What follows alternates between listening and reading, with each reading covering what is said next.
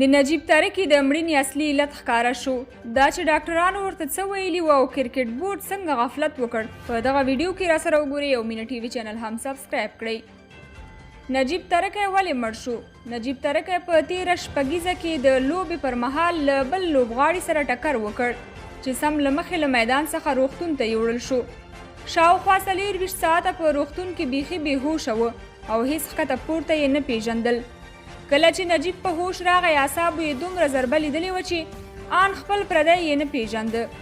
ډاکټرانو ورته د یو اوږد بستر توصیه وکړه. دا چې نجیب عملاً د ملي لوبډلې په چوکاټ کې له بورډ سره قرارداد درلود، ولې د ښې درملنې لپاره له هېواده بهر ونه لیږل شو. د بورډ رئیس خو نه ده ملامت، ځکه چې 6 میاشتې لندن کې وي او 1 هفته افغانستان کې. پوښتنه دا ده چې دا کار ولې په خپله نظیم جار ونه کړ. نظیم جار له یوې خوا د بورډ اجرایه رئیس ده او له بلې خوا د ملي لوبډلې منیجر. د نجیب ژوند ته ولې په دومره کمه سترګه وکتل شول؟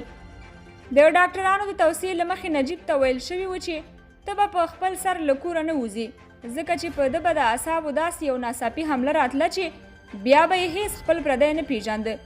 هماغه و چې نجیب له کوره وځي او د عمومي سړک پر سر خپل ځان په موټر وهي او کوما حالت ته ځي چې بالاخره ژوند ته یې د پای ټکی کېښودل شو.